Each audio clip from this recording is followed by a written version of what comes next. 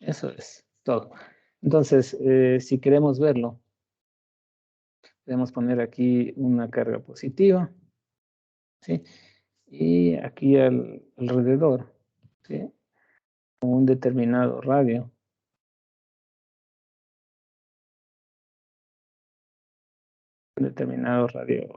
sepa, un radio D, una distancia D, tenemos a los electrones, ¿sí? Pero estos electrones se mueven así, primera cosa, se mueven aquí y también giran alrededor de su propio eje, ¿sí? Entonces, estos electrones tienen dos tipos de movimiento. Tienen un movimiento alrededor del núcleo y tienen un movimiento alrededor de sí mismo. Y cada uno de ellos tiene em, cada uno de ellos en realidad representa una corriente, ¿no? Alrededor del núcleo representaría una corriente que está produciendo una órbita circular, por ejemplo, ¿sí? Y alrededor de sí mismo, bueno, esto es un poco más difícil de explicar, es lo que se llama el spin, ¿sí? Entonces, la suma de estos dos, ¿sí? Nos da los momentos magnéticos que los vamos más adelante a revisar. Este de aquí lo vamos a llamar el momento magnético orbital, ¿sí? Y a este de aquí se lo llama el momento magnético spin. Em, no vamos a explicar qué hace cada uno de ellos, pero en resumen, ¿sí? En resumen, por efecto del campo de esta corriente I o del momento orbital, ¿sí? Nosotros podemos representar, ¿sí? Al átomo como que tuviera un momento, ¿sí? Un M orbital, ¿sí? Y el spin es un momento cuantizado, ¿sí?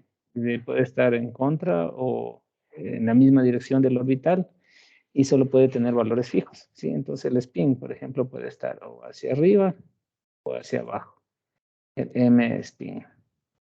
¿Sí? Y la sumatoria de los dos me dice cómo se comporta el átomo, ¿sí? Es decir, si yo hago el M orbital más el M spin, ¿sí? Yo fácilmente al átomo lo puedo representar como una espira de corriente equivalente que tiene un M, ¿sí? Entonces sería M del átomo. Sí, y sería el M del átomo. Listo. Esto sería básicamente. Y si ustedes ven, esto es lo que hemos estado llamando dipolo magnético. Magnético. Sí, ahora sí. ¿Qué pasa si yo tomo un volumen? Es decir, ahora ya no tengo solamente un átomo, sino tengo un volumen. Tengo aquí un determinado volumen de un material definido. Sí, al final todos los átomos tienen aquí su referencia. La única diferencia es que algunos tendrán más electrones y otros tendrán menos. Eso es todo. ¿Sí? Entonces, para hacer eso, ¿yo qué haría? Para analizar todo este volumen. Puedo tomar un volumen diferencial. Sí, yo nuevamente tomo aquí un diferencial de volumen y dentro de este diferencial de volumen pongo mis átomos con su momento m sub i. ¿Sí? Un m sub i. Estos átomos pueden estar en cualquier alineación, es decir, por aquí tendrá uno en esta dirección, por aquí otro estará en esta dirección, cada uno de ellos con su m sub i. ¿Sí? ¿Cómo representaría el, el momento total que producen cada uno de ellos? ¿Sí? Entonces, básicamente, dentro de este volumen, ¿sí? Los m sub i están alineados al azar. Usualmente eso sucede. Quiere decir que todos los M sub I están alineados al azar. A menos que un B externo los obligue a alinearse. Es decir, solamente si es que yo pusiera aquí un campo magnético externo, sí, ya vimos lo que le pasó al dipolo normal.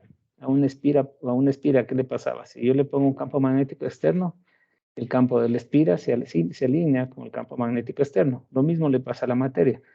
Si yo tengo inicialmente materia en donde los momentos dipolares de cada uno de los átomos están al azar, si yo pongo un campo magnético externo, estos tenderán a alinearse, experimentarán un torque y después tratarán de moverse en la dirección en la que está el campo magnético externo.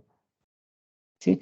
Ese proceso de todas ellas o todas estas partículas alinearse en función del campo magnético externo, a eso es lo que llamamos magnetización. ¿Sí?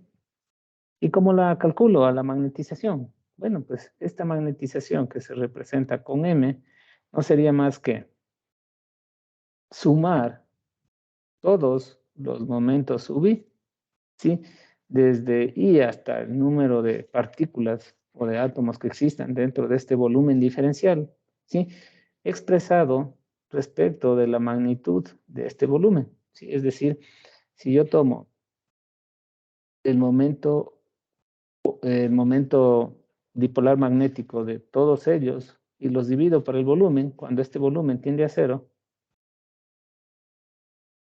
yo obtengo esta cantidad que se define como magnetización y que no sería más que representar lo que le está pasando a todo este volumen con una cantidad vectorial y decir, este es M.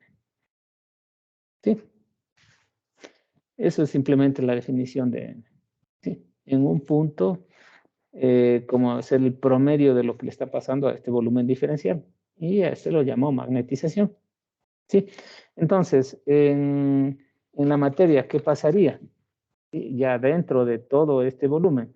Resulta que dentro de este volumen, el B total dentro de este volumen sería igual al B externo, que es el que obligó a que se magneticen, más el B que produce la magnetización.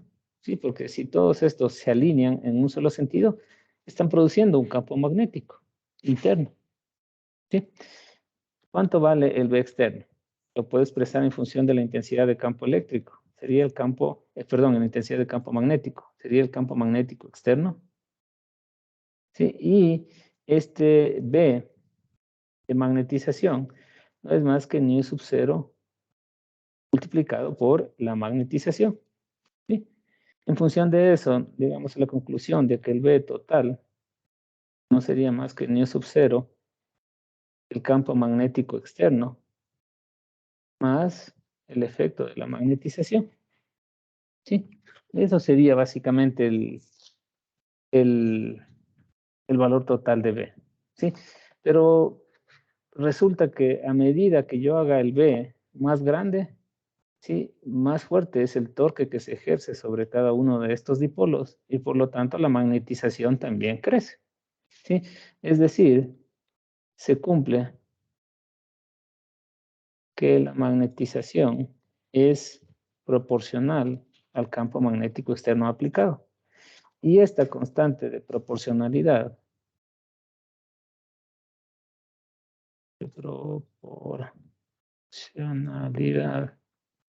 sí, a esta constante de proporcionalidad nosotros la llamamos la susceptibilidad magnética, representada por Xi sub m.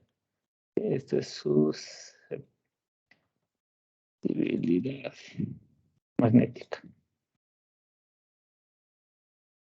Sí, entonces básicamente lo que estoy diciendo es que M es igual a la susceptibilidad magnética multiplicada por H. Si esto reemplazo aquí arriba ¿sí? En lo que sería la densidad total, ¿cómo me quedaría?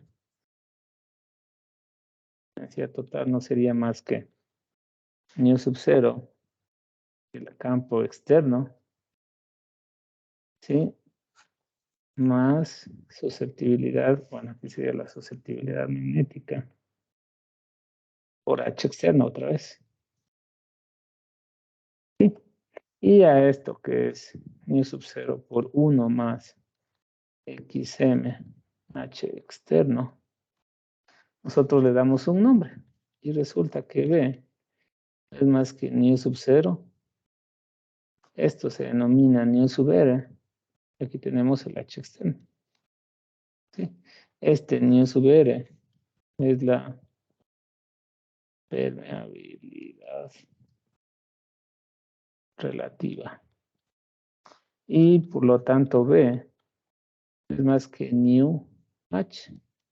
¿Sí? En donde nu es igual a nu sub 0, nu sub R es la permeabilidad del material.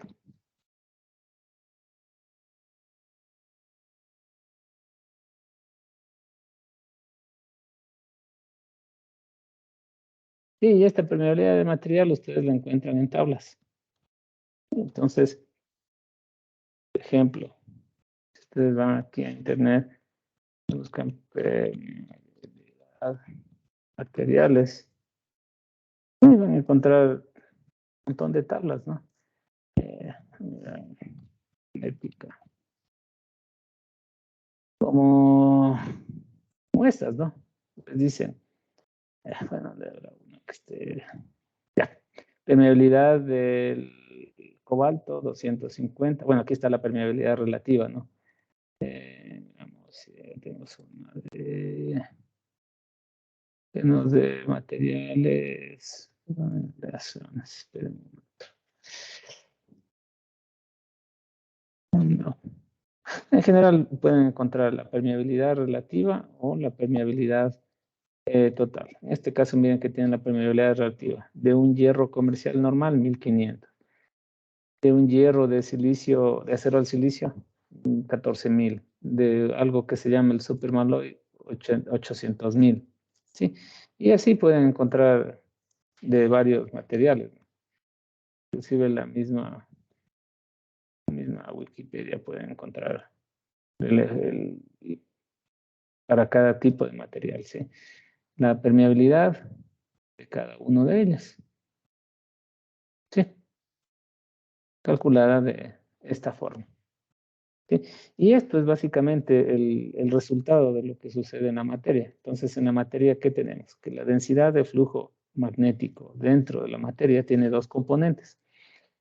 Una debida al componente externo o al campo magnético externo y una debida a la forma como reacciona la materia, que es lo que llamamos magnetización.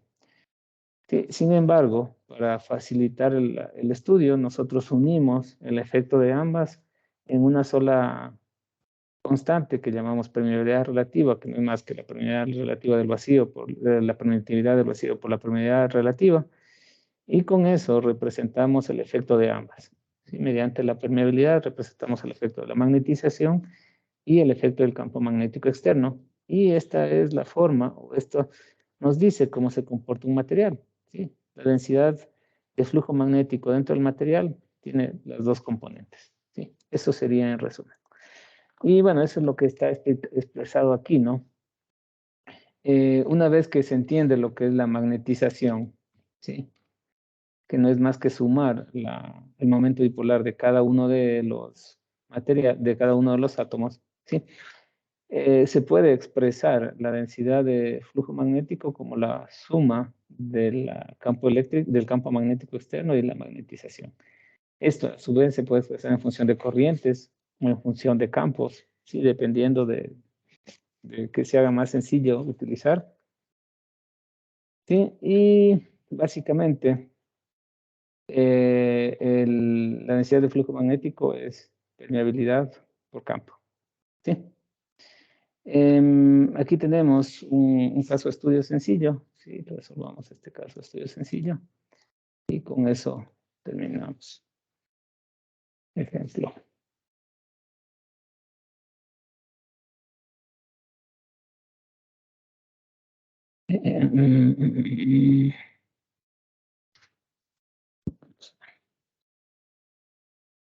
¿Qué nos dice? Se da un material que se llaman ferritas y se debe especificar si está, o se especifica que está operando en modo lineal con un campo B igual a 0,05 teslas y se sabe que el sub R es igual a 50. La pregunta, ¿cuánto vale X, M y H? Entonces, básicamente, aquí se tiene este material, ¿sí? Se sabe que dentro del material existe un B, cuya magnitud se conoce, 0,05 teslas. Y adicionalmente se conoce la permeabilidad relativa del material. Entonces, le están preguntando, a ver, si el material tuvo esa densidad de flujo interno, quiere decir que aquí hubo una magnetización. Quiero saber cuánto fue. Y adicionalmente, hubo un campo magnético externo que produjo esta magnetización y dio lugar a esta densidad de flujo.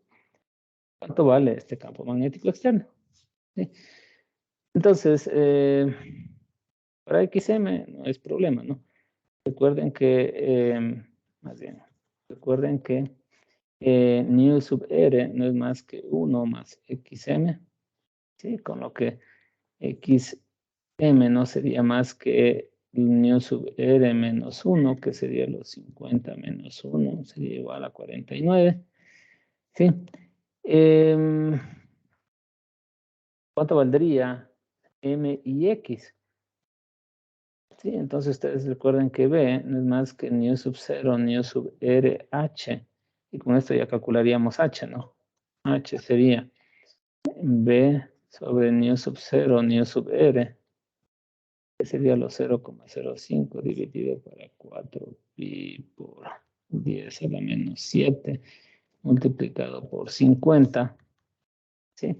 Esto en magnitud. No podemos decir más. H no vector, sino en magnitud. ¿Sí? ¿Y cómo calcularíamos M? M hay dos formas de calcularlo, ¿no?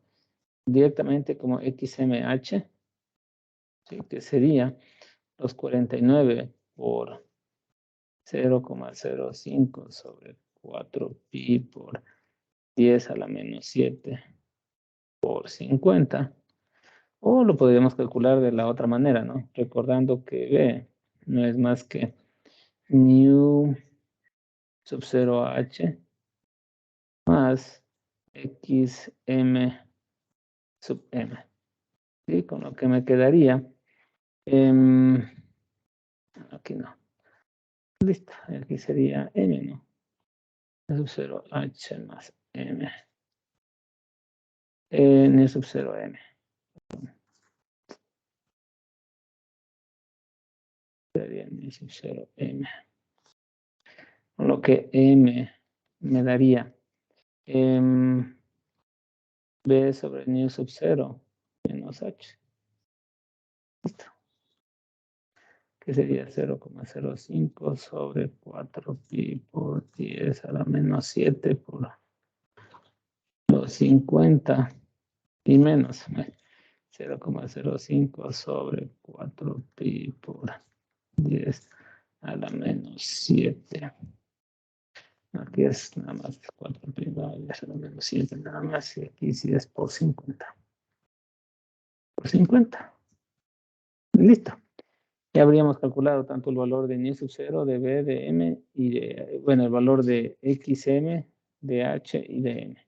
Y nos está diciendo, pues, cómo sería el proceso, cuáles serían las variables que inciden en la permeabilidad del material. ¿Sí? ¿Qué nos quedaría por revisar? Bueno, este tipo de materiales magnéticos no lo vamos a ver ahora, pero básicamente en función de la magnetización que tiene el material, ¿sí? Y del comportamiento del material, hay varios tipos de magnéticos, paramagnéticos, ferromagnéticos, antiferromagnéticos, ferrimagnéticos y superparamagnéticos. Sí, y bueno, veámoslo porque no es difícil. ¿Y por qué se caracterizan cada uno de ellos? Los diamagnéticos se caracterizan porque el campo magnético interno del material, ¿sí? Es cero. Es decir, todos los electrones están orientados al azar, de tal manera que el campo magnético que produce cada átomo, ¿sí?, se cancela con el de los otros. ¿Qué ocurre si le aplicamos un campo magnético? Si le aplicamos un campo magnético, aparece un campo magnético interno muy pequeño, en sentido contrario a lo que se le aplicó. Es decir, este es especial, ¿no? Los diamagnéticos son especiales porque si le aplicas un campo magnético externo, ¿sí?, resulta que él responde con un campo magnético pequeño en sentido contrario. Es decir, prácticamente se repelen, ¿sí? Mientras uno le sigue con el campo magnético externo, este como que se va alejando un poco, repele a un imán. Y bueno, hay algunos tipos de estos. Uno de ellos es el bismuto de hidrógeno. El cobre es interesante porque inclusive ustedes pueden buscar en YouTube y van a ver que cuando ponen un imán dentro de un tubo de cobre, el imán más bien se para, ¿sí? Luego tenemos los paramagnéticos, que son muy similares a los diamagnéticos en el sentido de que como los átomos están orientados de forma aleatoria, el campo magnético neto interno es cero. Pero si le ponemos uno externo, resulta que sí producen campo magnético, pero en el mismo sentido, ¿sí? Es decir, ahora yo tengo esto, le pongo un campo magnético externo y resulta que produce un pequeñito en el mismo sentido. Apenas se nota. Eso ya es una diferencia respecto a los diamagnéticos que iban en contra. Sí, en este caso, bueno, hay oxígeno, potasio, wolframio, tierra rara y así. Los más importantes para el desarrollo de dispositivos de conversión de energía, especialmente y para usos tecnológicos, son estos, ferromagnéticos. ¿Por qué se caracterizan? En resumen, en general, si no hay nada externo, la sumatoria de todos sus momentos dipolares vale cero, en general. Y por ahí hay unos tipos especiales. Puede existir, ¿sí?, un campo magnético distinto de cero, aun cuando no haya campo magnético externo. Y este es el caso de los imanes. Por eso que los imanes son magnéticos, es decir, ellos sin necesidad de que haya campo magnético externo, ya los dipolos internos, todos ellos están dirigidos en una sola dirección, ¿sí? Pero la característica más importante es que si uno les pone un H externo, internamente producen uno más grande posiblemente, un B interno, ¿sí? Y por lo tanto, internamente hay una densidad de flujo muy alta. Y eso es muy bueno cuando uno quiere hacer dispositivos de conversión de energía. Y adicionalmente presentan esto, que es densidad de flujo remanente. Es decir, si ya después yo le quito, resulta que a pesar de haberle quitado este campo magnético externo, este todavía queda con un campo magnético interno. Sí, quedan magnetizados. Los antiferromagnéticos, en cambio, estos son especiales porque los átomos se orientan de forma antiparalela.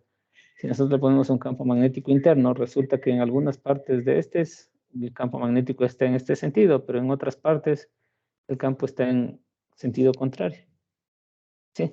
Y el campo magnético total será la suma de ellos. Y puede que, por ejemplo, la suma me dé un pequeño campo magnético externo, en el mismo sentido que el interno, ¿sí? Tenemos los ferrimagnéticos. Estos se caracterizan porque son similares a los ferromagnéticos, pero con una conductividad eléctrica baja. Es decir, tienen casi todas estas mismas características, solo que estos en general, como son óxidos de hierro, son muy buena conductividad, es decir, transportan corriente muy fácilmente, mientras que estos de acá son óxidos metálicos, pero que se caracterizan por baja conductividad eléctrica, ¿sí? Y finalmente los superparamagnéticos no son más que tener, digamos, una base que es no magnética, ¿sí? O básicamente una base que puede ser diamagnética o paramagnética. Y pongamos aquí paramagnética. Y sobre esto se pone un material ferromagnético, ¿sí? Entonces, cuando uno pone aquí un campo magnético externo, aparece un campo magnético solo en esta parte, solo en estas partículas de aquí, ¿sí?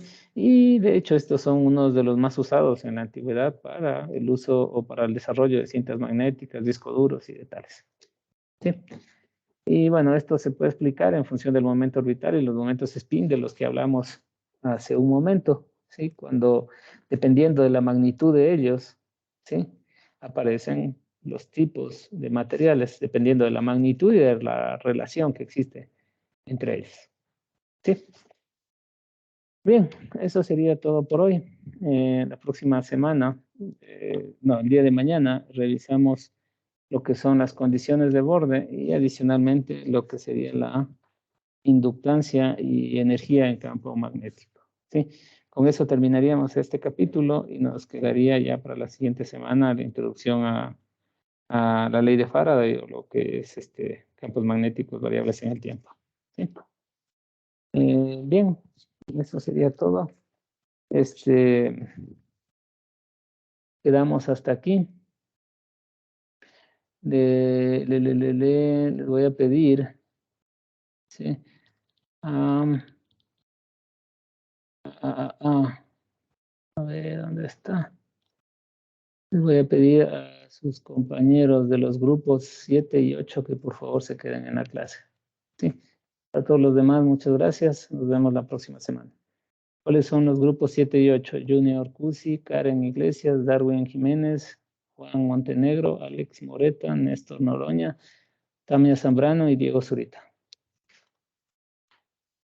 Hasta luego, Inge, gracias. Hasta luego, pasen bien. Gracias, Inge. Hasta luego, profe. Hasta luego. Hasta luego.